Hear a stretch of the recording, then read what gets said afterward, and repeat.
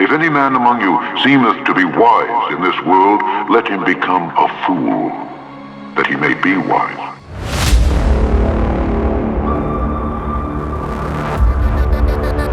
You take the red pill, you stay in Wonderland, and I show you how deep the rabbit hole goes.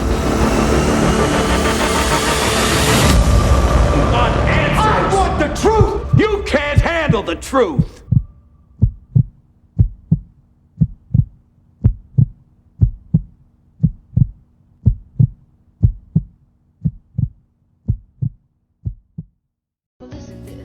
So you mention his beliefs, and in the same sentence you say that his beliefs were debunked 2,000 years ago. Now, I believe that's a little ironic. That 93 million miles away that sun is? Tell me another one.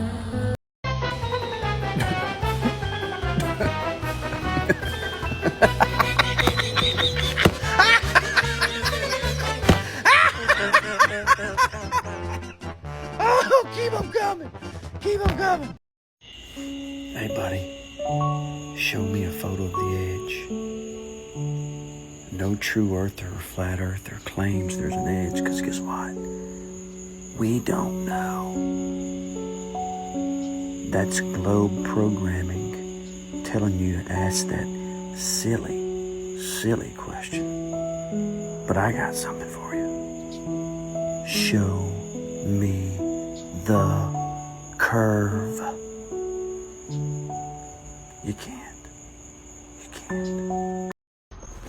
Big difference here, buddy. I never claimed there was an edge.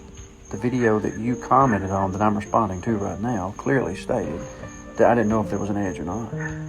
But see, the heliocentric model has a positive claim of curvature and rotation. So you have to prove the positive claim. Until the positive claim is proven, then the negative is assumed and accepted. The negative in this case being you saying positive claim, there's curvature, and me saying, nope, no there's not. The negative claim is nope. I can't prove it, nope. But you can prove curvature and rotation if it is able to be proven. But I think we both know you can't prove it.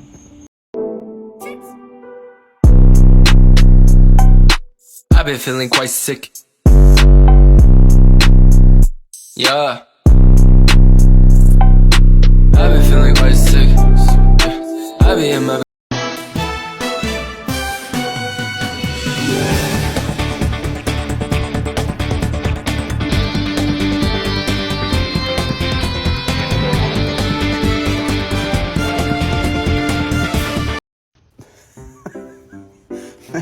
Read your comment, man. So to prove curvature, I have to go to an ATM. You're talking about GPSs? Do you even know how GPSs work? And then you're talking about the Weather Channel?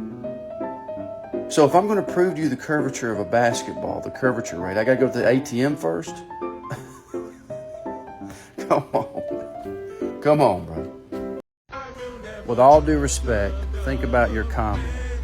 You're telling me that they knew the earth was round before government, that I should look into it.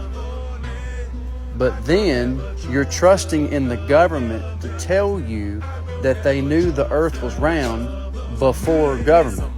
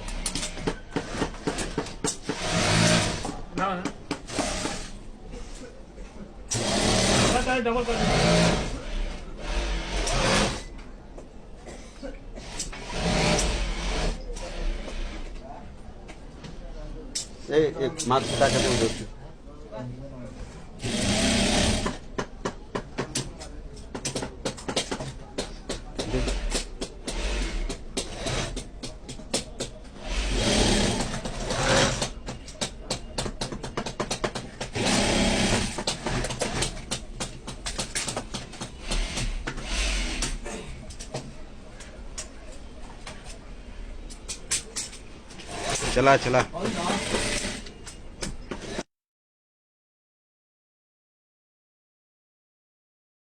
Now, I want to preface this by saying I don't have any political party. I don't vote. I want to govern myself. I love freedom. So don't flip out. It's very interesting. Check this right here out. So, if you Google the hierarchy in the Church of Satan, it gives you the ranking structures inside the Church of Satan. Now, this could be pure and total coincidence, although I really don't believe in coincidences anymore. But who knows? Let's check out the ranks. Not really worried about no degree through fourth degree, but look at what a fifth degree is for all you Trump supporters out there. It's called a MAGA. So how does Hollywood brainwash you? Well, one way is like this. They begin their movies on a globe and then they zoom in to whatever the first scene is. Real clever way to brainwash you in the very first scene of any movie you see. At the beginning of every single movie Universal makes, you're going to see this spinning globe logo. So it doesn't even matter what the movie's about. You're going to be brainwashed. And in these TED movies, they do the same thing that other movie did. They start on the globe and then they just zoom right in to wherever the first scene of the movie is. Real clever way to brainwash you in the very first scene of the movie. And the creator of this movie is Seth MacFarlane, and we know he's an Illuminati sellout. We know about all the predictive programming throughout his show, Family Guy. So this is how TED 1 starts out, on the globe, on the Universal logo, and then they zoom in right onto the kid's house. And Universal put out TED 2, and they did the exact same thing. They start the movie with their nice Universal Studios spinning globe intro. They added the sun to the background. You notice that. This is absolute mind control. This is absolute MK Ultra. The CIA has their hand in Hollywood. Hollywood is owned and run by the Jews, and they work in collaboration with the government and with the CIA. And this is all MK Ultra mind control, just absolute brainwashing. And this is how they begin their movie. They zoom in on the globe to wherever the first scene of the movie is. Look at this angle they're coming in at. Up and down don't exist. It's all relative. Look what they do. In TED 2, they zoom right in on a Catholic church. Right through this window. This is how the movie begins. From the globe, straight to the church. All roads lead to Rome. They claim that this moon is 238,000 miles away. Look at the rest of the night sky, pitch black. The only part that's lit up is the clouds directly around the moon. Just how you would expect light to behave, a local light.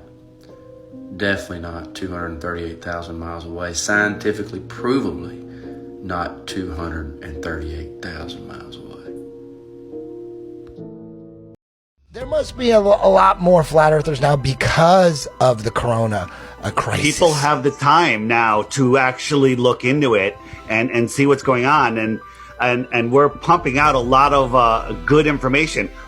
Here's the best flat earth proof right behind me. This is what you have to believe in if you believe in the ball. You have to believe that you're spinning faster than the speed of sound, that you're orbiting 66,000 miles an hour, which you can't even fathom that speed, while you're chasing the sun at 500,000 miles an hour, while the whole system is moving sideways at 1.2 miles an hour. Okay? And all of this is happening, okay? And how it started to happen is ridiculous, but while all of that is happening, this happens. Okay? Oh, dude, you got some great images. I love it. He came prepared. This is the Earth. This is, water large bodies of water at rest lay flat. If I stamp my foot on the ground, it would send ripples across that thing. We're spinning faster than sound, curving and turning. Absolutely not. It's nonsense. It's once you can see it, once you understand what the globe model is, the best way to become a flat earther or a true earther is by trying to understand what the ball model is. I mean, and the ball model starts with the Big Bang. Once there was nothing, it exploded, became everything. That coalesced, created a planet, also created a sun, and then lightning struck and created an amoeba that had sex with another amoeba, made a fish that grew legs, that climbed out of the water, found another mutant fish, had sex, had a monkey, and that monkey had a retarded baby. It's a human. I mean, you have to believe all of that, and all of those crazy friggin' motions are going on, and that's where you live.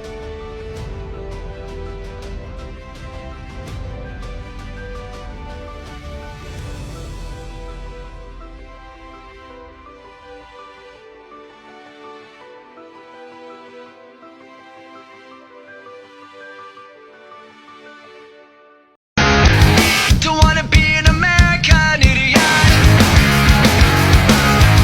Don't want a nation under the new media. And can you hear the sound of hysteria? Let's talk about NASA for a second and their budget for 2022. And they've already asked for a request for 2023. Let's see how much that is.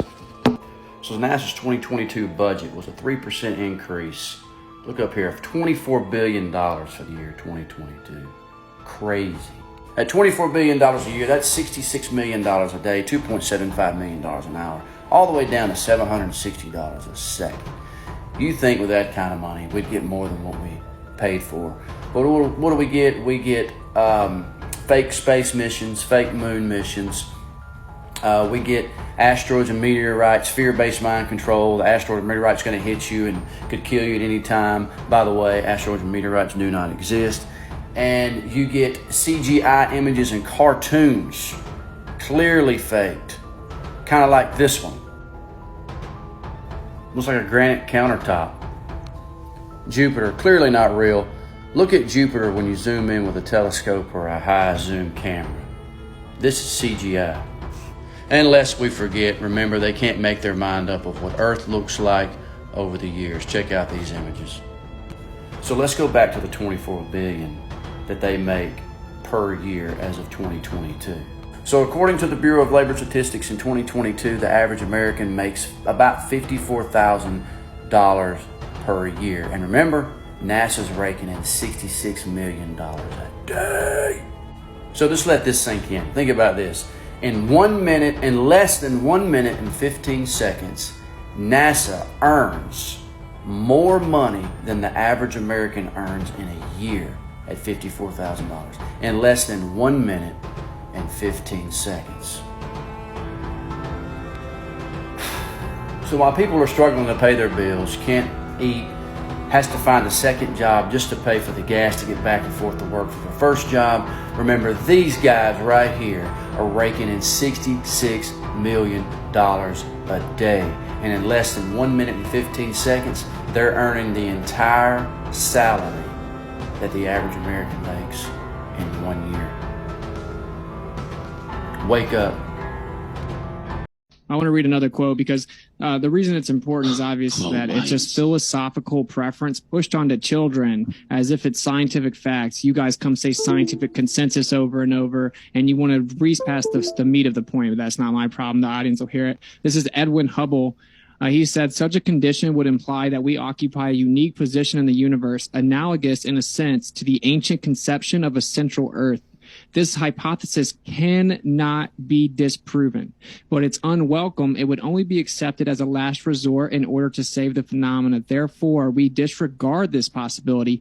The unwelcome position of a favored location must be avoided at all costs. Such a favored position is intolerable. Therefore, in order to restore homogeneity and to escape the horror of a unique position, we must be compensated by spatial curvature. There seems to be no other escape. Edwin Hubble explaining how they had to come up with this idea of relativity and keep pushing it and migrating it towards what the observations of the time, because they can't prove that the Earth is not central and stationary and special, and they don't like the idea that maybe the Earth was created and has a special position. So they masquerade philosophy and religion as if it's science. So it's very ironic that we are taught as if we are science deniers when we're clearly not, and we're just calling out their religion. Let me be clear. If you're in a state where hurricanes often strike, like Florida or the Gulf Coast or into Texas, a vital part of preparing for hurricane season is to get vaccinated now. Everything is more complicated if you're not vaccinated and a hurricane or natural disaster hits. Treat yourself, treat yourself to the extremely dreamiest, so obscenely treatiest, shocking, eye-popping cup of coffee ever conceived. Treatiest cup! Treatiest!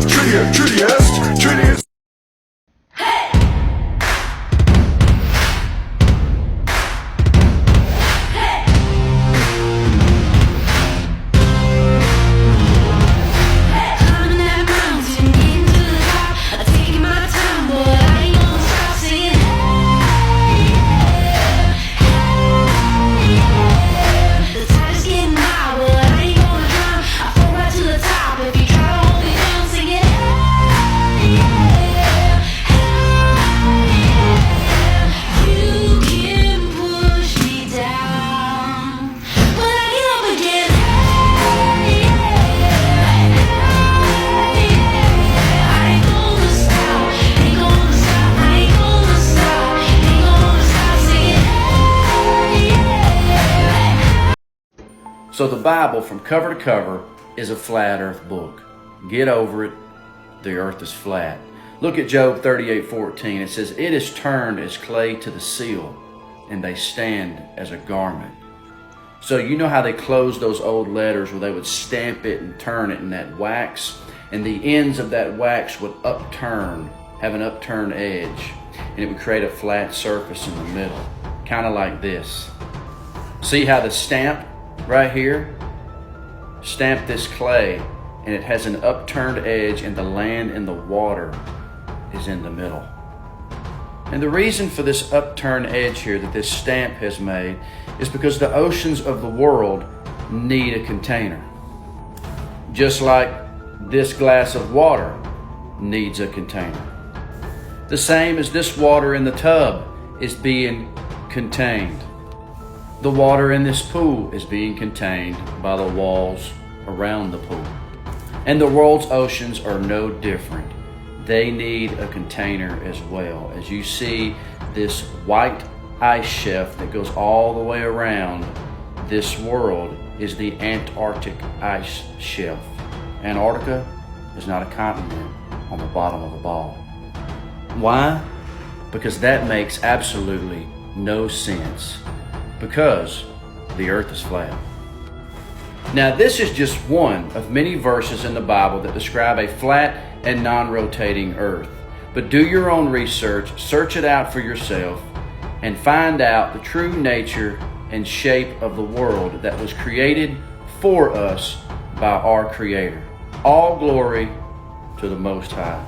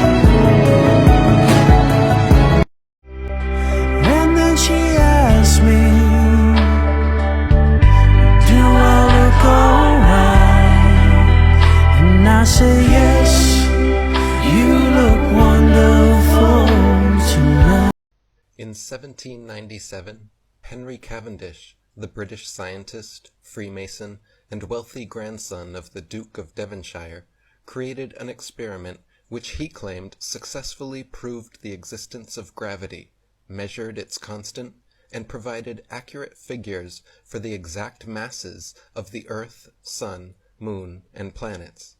How did Cavendish achieve this quantum leap for heliocentric pseudoscience? He fixed 2 large lead balls on opposite ends of a torsion balance and hung them from the roof of his shed.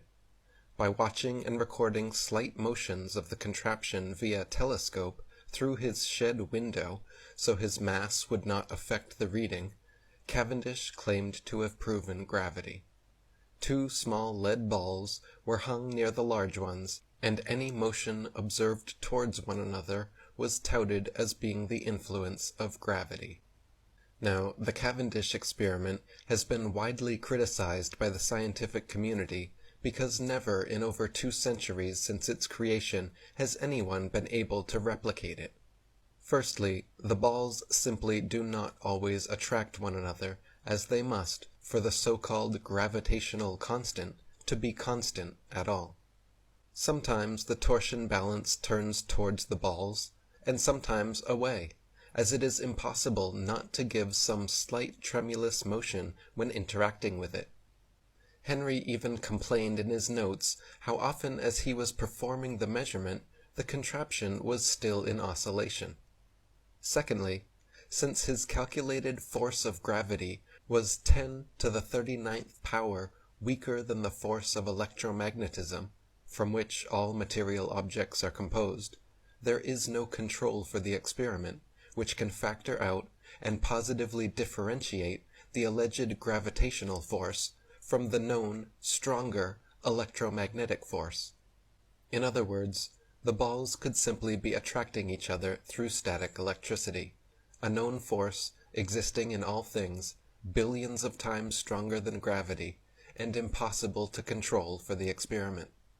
Even though no one could replicate Cavendish's findings, the experiment went down in history as a great success, and is still taught as veritable proof of universal gravitation in science textbooks today.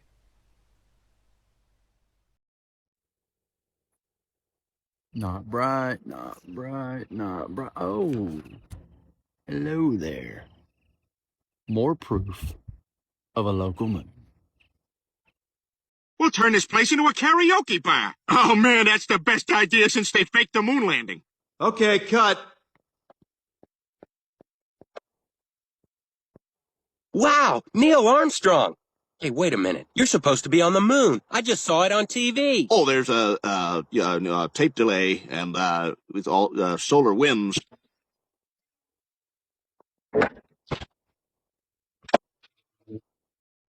And people claim that nothing's going on. Well, I just walked outside. October 16th, 2022. This is a Sunday. Look at this. These chemtrails are literally everywhere. This is already a chemtrail that's spread out all over the sky. I mean, probably dozens of them.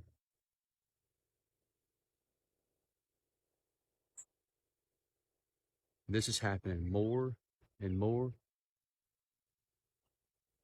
frequent.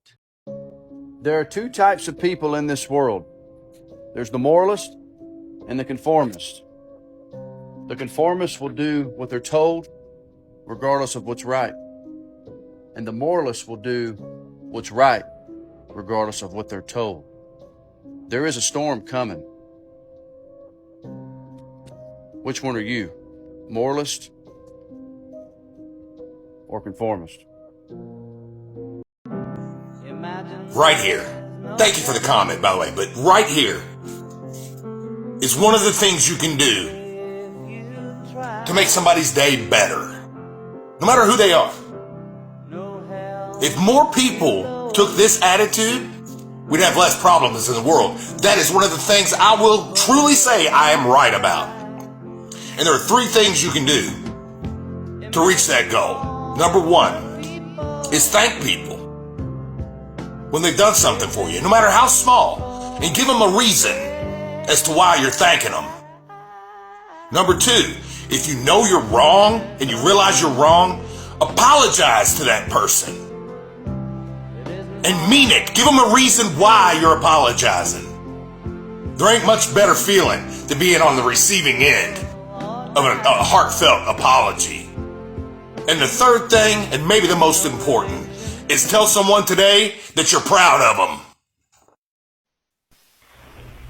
Okay, Houston, we've had a problem here. This is Houston. Say again, please. Houston, we've had a problem. We've had a main B plus undervolt. Roger, main B undervolt. So who all is going to Flattoberfest 2022, which is this weekend in Greenville, South Carolina? If you want to go to flatearthfestivals.com. Purchase your ticket. You can use the promo code as WITSIT10. That is WITSIT10. Receive a 10% discount on your ticket. But if you are going, because I'm going, if you are going, drop a comment on this video and let me know. Maybe I'll see you there. I'm gonna really drive this home for the last 3 minutes. Einstein, Hubble, Hawking, Arthur Eddington, you name them. Wolfgang Pauli, they all explain you can't prove that the Earth is moving from the Earth. You cannot, including stellar aberration. And they will tell you point blank that they can create a model for you that explains alleged parallax, which doesn't actually happen, retrograde motion, stellar aberration, all in a geocentric model with the Earth stationary. And you cannot prove that it's spinning or revolving on the Earth itself. It's impossible. Stephen Hawking in 2007 explained it, quoting Einstein from his writings in Special and General Theory of Relativity, his paper on the combined two theories, explaining that you cannot prove that the Earth is spinning. They choose to believe in the Copernican principle because they have a religion. That triggers people because they think they hate religion, they hate God oftentimes. But that is a religion. It's a belief system built upon the doctrine of men, void of empirical, verifiable evidence, and in fact contrary and antithetical to the actual evidence. Despite what the evidence says, I just now read him point blank say it can never be disproven. We disregard that possibility because of the horror of a special and unique position. Right? And I have plenty of quotes here from geocentrists or heliocentrists explaining you can never prove it. You can't prove that the Earth is that the Earth is not stationary. But we don't want to believe that because that would mean the Earth is special. So then what do? We go look out at the background distribution, the energy coming away from the Earth. It shows the Earth's in the center. So what do? They call it the axis of evil. And then they come up with a new idea. Well, it does look like we're the center, but that must mean that no matter where you are in the universe, it would look like you're in the center. Or we're just in the center. They don't want to say what it is because it has spiritual implications. It has philosophical ramifications. And that is that the Earth had to be placed there. It has a special, unique position. They want to believe that they're a tiny speck of dust in an ever-expanding universe of nothingness where everything came from nothing and there's a pre-existing energy. But let's not talk about that part. Oh, lightning struck primordial soup and all this nonsense. And you know, why? That's a good question. Probably because they're scared of like moral accountability, I would guess. But this is the point. This is the problem. It's portrayed as science. And we're brainwashed and indoctrinated with this idea as if it is science and it's proven and it's not questionable. And you actually go look behind the curtain, it's philosophy.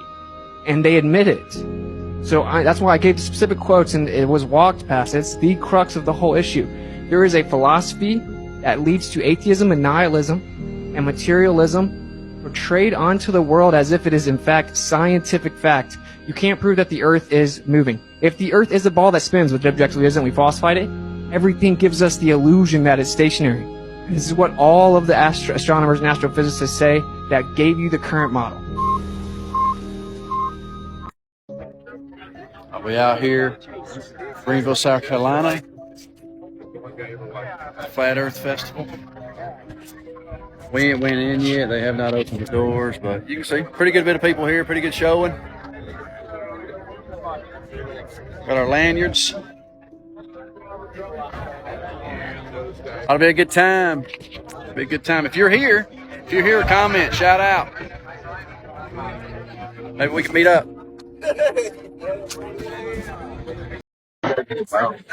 Are you a blue dot? Woo! Yeah. There we go. Got David Weiss. Weiss like ice. In case I don't see ya, Good afternoon, good